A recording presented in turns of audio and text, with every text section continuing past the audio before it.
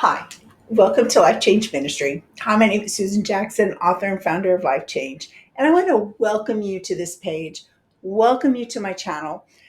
Today, we're going to be going over Revelation 12. It's a study, and it's a prophetic insight study as to what John wrote for us to understand and interpret and to envelop in our spirits so that we can be ready for what is to come. And so, with that, if you know anyone, if you like this video, if you know anyone who would like it, please share. Please hit the like button. Please share it. That way, it helps the algorithms. It helps me get up. It helps me get out there. And it helps this ministry to grow into what it intends to be. So, with that, thank you. Thank you for supporting Life Change Ministry. I do have a web page if you'd like to support me and this ministry. It's lcmlifechangeministry.com, lcmlifechangeministry.org. And I just want to welcome you to this channel, welcome you to Bible study. Um, and I just want to start off with talking about John. Now, John was an amazing disciple. Okay. He was awesome. And he was so awesome. Okay.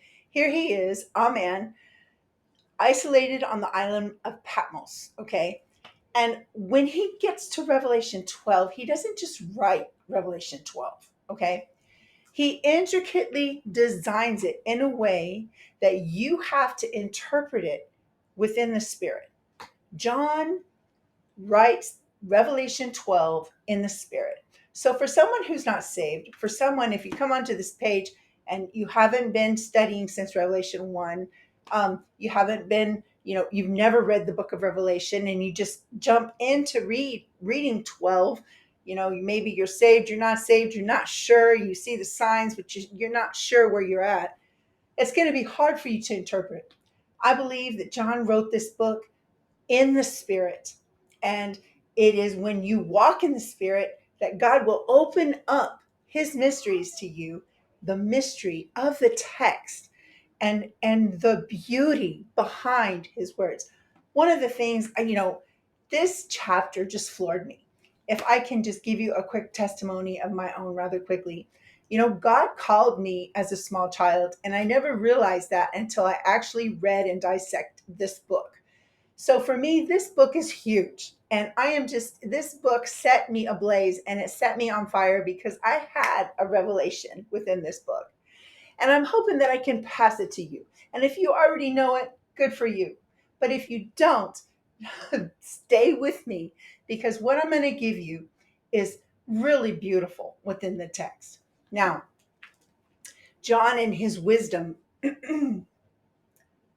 used the stars in the sky to write down his vision of Revelation 12. Okay. But he didn't just stop there.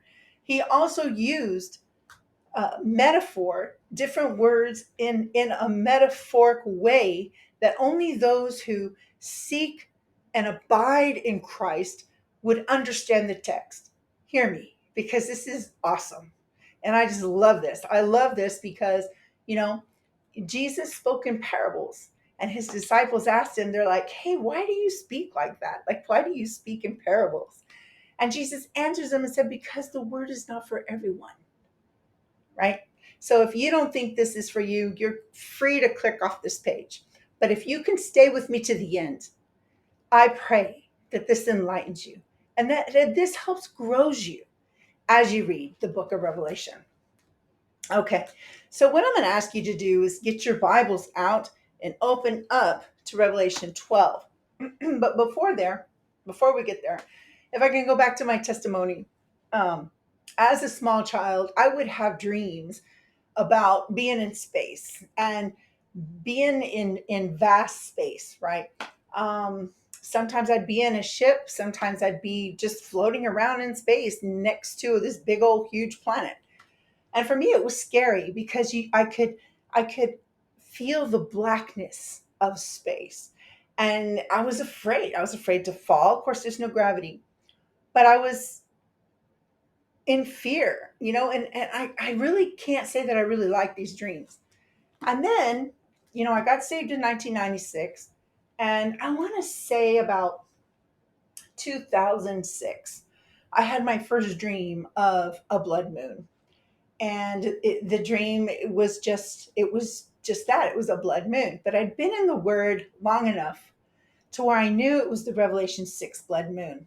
So when I woke up, I quickly ran to the book of Revelation 6 and I read it to try and find what verse it was that was talking about that particular blood moon. And that's when my journey in the book of eschatology and end times, the book of Revelation, and with Daniel began. Okay. So then shortly thereafter, 9/11 happened. And it's a marker for me. It's definitely a tragedy that happened here in the U.S. And I want to say about a year after that, I had a dream. I had a dream in I want to say 2006, 2005, 2006. I had another dream of a solar eclipse. Now, this one was beautiful. It was beautiful. And I was in a house, and long story short, I was in a house of a bunch of unbelievers. And I found myself at a table speaking to one of them because they couldn't see it. They couldn't see the signs. And for a lot of people that you talk to, some people really are looking to the skies for signs right now. I know this last eclipse is just huge. There's a lot of people who are excited about it, who are hearing about it, the Jonah Nineveh eclipse, that we need to repent. And they're hearing all these things. And I think that is just so awesome. Well, Revelation 12 kind of goes right along with that because shortly before I had that second eclipse dream, 2017, September 23rd, 2017, a man, I ended up listening to some of his videos. And for the life of me, I don't even know how I got to tune into his videos. I don't, I'm not sure if we even had like internet in with our, where you can plug up your computer to your internet or your TV or whatever, and there was no YouTube. I mean, there was YouTube, but not like it is today. Okay. And there was a guy by the name of Scotty Clark, and he was just so on fire for God, so cute, so on fire for God. And what really drew me to him was the stars, right? Because we had 2015, we had the tetrad moons, which were huge. And then, I mean, it's just all of a sudden, I felt like the Lord was opening up the world of the stars of heaven to me, and I started delving into the prophetic things of the word. And I didn't even realize I was heading into the prophetic, until the other day when I opened up this book and could interpret it as I read it. It's incredible. And then, of course, I have my notes and commentaries and doing this study because I love to study and dig. And so it just kind of confirmed all of the things that my spirit assumed was written in Revelation 12. So without further ado, I want to go ahead and I want to start this chapter. If you can get out your Bibles with me, or you can just hear me read it to you. And it says, Now there appeared a great wonder in heaven, a woman clothed with the sun and the moon under her feet, and upon her head a crown of 12 stars. And she being with child cried, travailing in birth and pain to be delivered. And there appeared another wonder in heaven, and behold, a great red dragon, having 7 heads and 10 horns, and 7 crowns upon his heads. And his tail drew the third part of the stars of heaven, and did cast them to the earth. And the dragon stood before the woman, which is ready to be delivered, for to devour her child as soon as it was born. And she brought forth a man child, who was to rule all nations with a rod of iron. And her child was caught up unto God and unto his throne. And the woman fled into the wilderness, where she hath a place prepared of God, that they should feed her there 1,260 days. And there was war in heaven. Michael and his angels fought against the dragon, and the dragon fought and his angels, and prevailed not, neither was their place found more in heaven. And the great dragon was cast out, that old serpent called the devil and Satan, which deceiveth the whole world. He was cast out into the earth, and his angels were cast out with him. And I heard a loud voice saying in heaven, now is come salvation and strength and the kingdom of our God and the power of his Christ. For the accuser of our brethren is cast down, which accused them before our God day and night. And they overcame him by the blood of the Lamb and by the word of their testimony, and they loved not their lives unto death. 12. Therefore rejoice, ye heavens, and ye that dwell in them. Woe to the inhabitants of the earth and of the sea, for the devil is come down unto you, having great wrath, because he knoweth that his time is short. And when the dragon saw that he was cast unto the earth, he persecuted the woman which brought forth the man child. And to the woman were given 2 wings of a great eagle, that she might fly into the wilderness, into her place, where she is nourished for a time and times and half a time from the face of the serpent. And the serpent cast out of his mouth water as flood after the woman, that he might cause her to be carried away of the flood. And the earth helped the woman, and the earth opened her mouth and swallowed up the flood, which the dragon cast out of his mouth.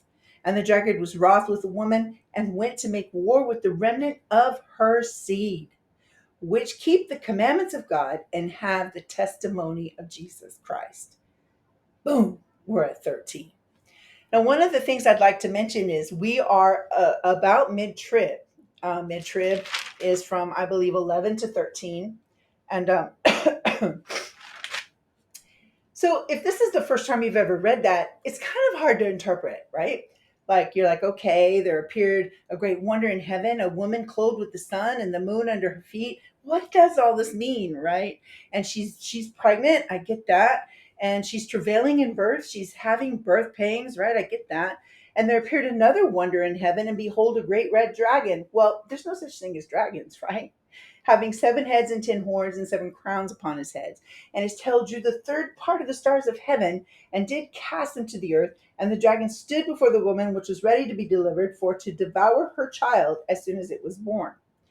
And she brought forth a man child, who was to rule all nations with a rod of iron, and her child was caught up unto God and to his throne.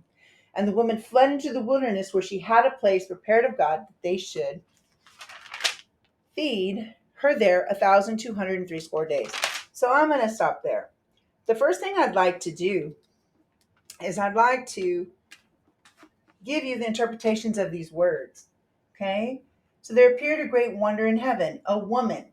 This woman, okay, is Israel. Okay? This woman is Israel. All right?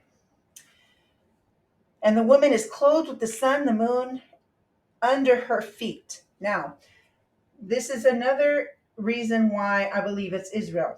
Because Joseph, the son of Jacob, the son of Jacob, had a dream in Genesis 37, right?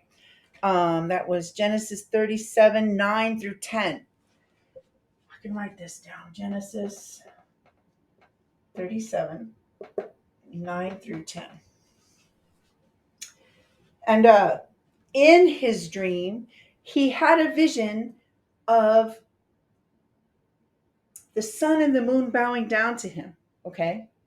And so then here it says, and under her feet, and upon her head, a crown of 12 stars. Well, what's upon her head? The crown of 12 stars, the 12 stars, excuse me, are the 12 tribes of Israel. Okay, now hear me. Okay. So this is so cool because John is writing in the spirit. Hear me. Okay. And so, and she being with child, who is the child? The child is Jesus, the Son of God.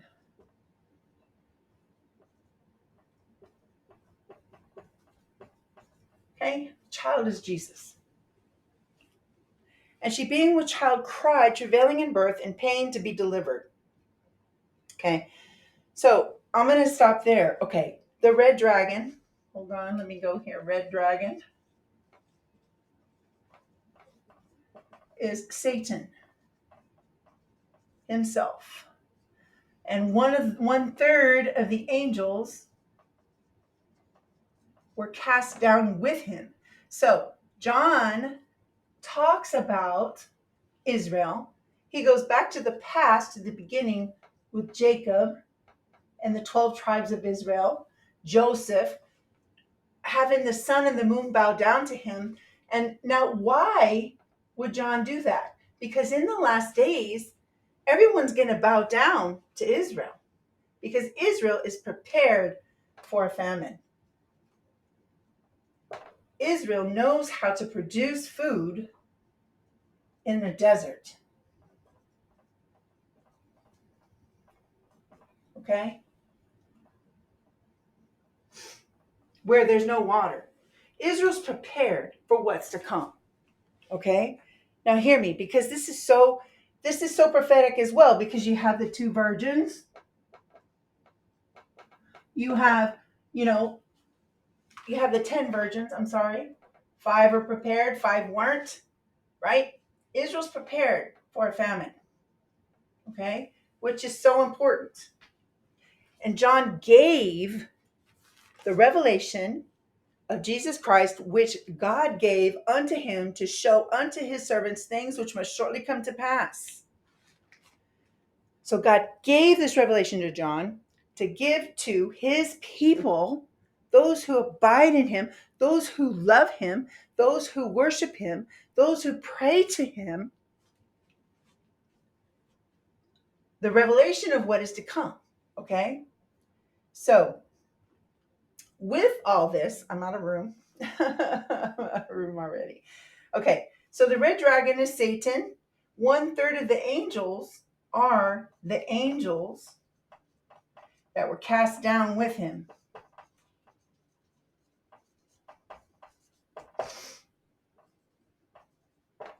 Okay, so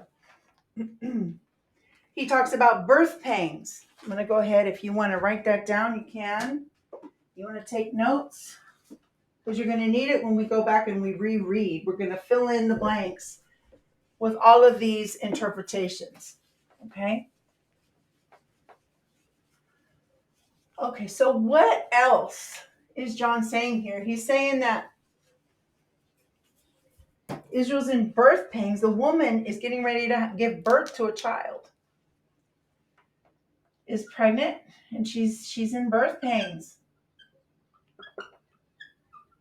Now, this could mean several different things. This could mean that birth pains started when Jesus was born,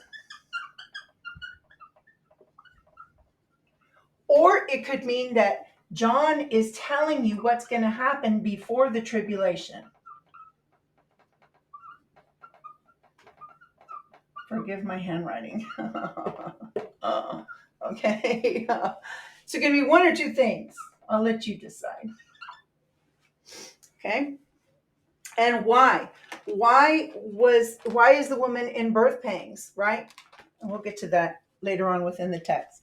So what I'm going to do is I'm going to go ahead and fill in this text. I'm going to reread it to you and put in these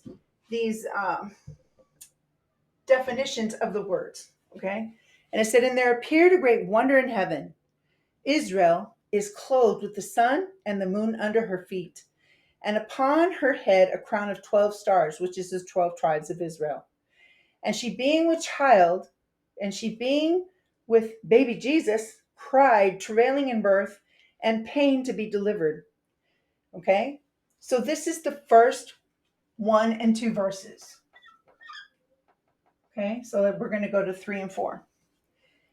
And there appeared another wonder in heaven. Behold, a great red dragon. We know this is Satan, so I'm going to put his name in there. And there appeared another wonder in heaven, and behold, Satan having 7 heads and 10 horns, and 7 crowns upon his heads. And his tail drew the third part of the stars of heaven. The third part of the stars are the angels that were cast down with him during his rebellion. Because Satan didn't want God to create man. Satan didn't like that God created man and gave us free will and gave us this whole entire earth to dwell. I believe it's all part of his rebellion, right? He's like, what? You're going to give them all that power, all that control? Are you serious? And then they have free will. They may not even, what? They're human. They're not even angels. They have no, you're going to give them all the authority, really? And so he was cast down because he rebels. He's cast down, and his friends, all his angel friends with him, a third were cast down with him, right? So hear me, hold on. My mouth is super dry.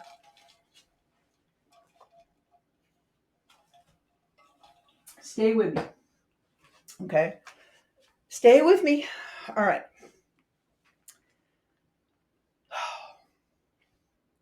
And did cast them to the earth, and the dragon stood before the woman which was ready to be delivered, for to devour her child as soon as it was born. Now, how did Satan try to devour the child before it was born? Okay? Satan tried to devour the child. I cannot find a marker that works. Before it was born. And I am almost up of time. And I'm just getting started. Okay. So, Herod, King Herod, killed all the firstborn. Okay? So here Israel again is in mourning. Golly, none of these things work. I have to get after my granddaughter. She's probably using them. And so he killed all of the firstborn. So here they are in mourning, in birth pangs, watching their firstborn be killed because of the threat, right? And you can go back to Adam and Eve in the beginning, because God ordained all of this from the beginning. Hear me, right? When Eve was cursed with the pain of childbirth, and that Satan was going to bruise the heel of the child, right? Okay, so, and the dragon stood before the woman which is ready to be delivered, for to devour her child as soon as it was born. 5. And she brought forth a man child, who was Jesus, who was to rule all nations with the rod of iron, and her child was caught up into God into his throne, who died and rose on the third day.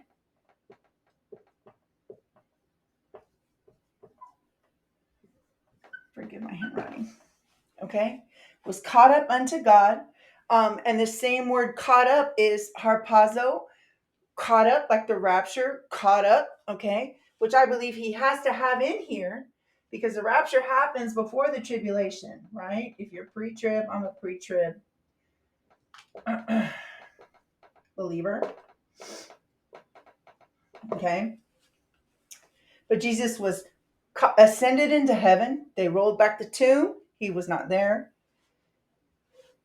And he brings forth Jesus, who is to rule all nations, because every knee will bow, every tongue will confess that Jesus is Lord, right? And the woman fled into the wilderness, where she hath a place prepared of God, that they should feed her there 1,260 days. Well, what's 1,260 days? That is 3.5 years or 42 months. So here John is talking about half of the trib. Okay? Stay with me. Because he goes from the beginning, and this is what God did. God picked up John from his present day, and he took him into his future. Then he took him into our future, right? God is in charge of all things, right? And he had the power to do this. He has the power to pick you up in the spirit and take you wherever he wants you to go. Okay? And so with that,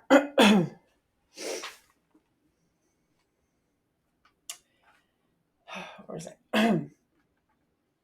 So it mentions 3.5 years, the tribulation, half, right? And then it goes into there's war in heaven. What does this tell us? That war in heaven starts when the tribulation starts, right? Michael gets to work. Michael and his angels fought against Satan, and Satan fought and his angels and prevailed not, neither was their place found any more in heaven. And the great dragon, Satan, was cast out, that old serpent called the devil, which deceiveth the whole world. What's he doing right now? He's deceiving the whole world. Now, the whole world. Okay.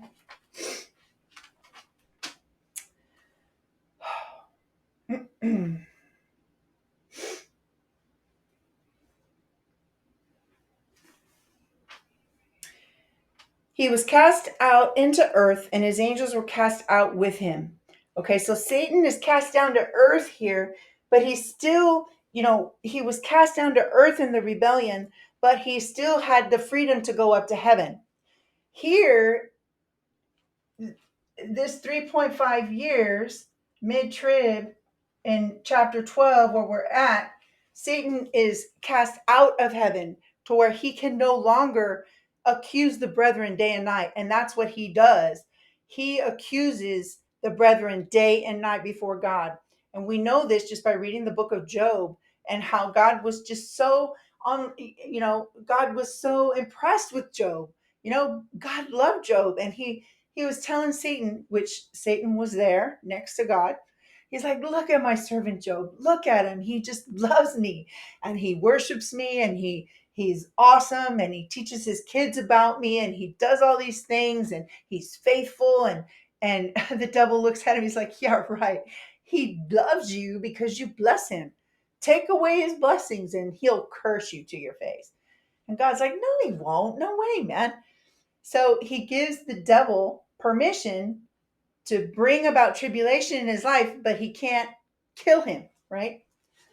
Okay, so and so that's what he does. His job day and night is to accuse you before God about your motives, about your sin, about how you're not worthy to do what you're doing, or how you will never, you'll never be right. You'll never get it right. You'll never have the right motives. You'll never pass the test. You'll never, Satan is always accusing you before God. And so when he's cast down here, heaven rejoices because they don't have to deal with him anymore, right?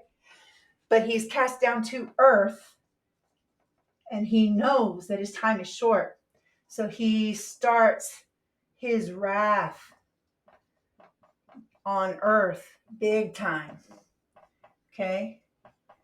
He takes out all his anger on those who believe in Jesus, like Antiochus Epiphanes did. Antiochus Epiphanes was defeated, and he, on his way back home to Syria, he took it out on the Jews.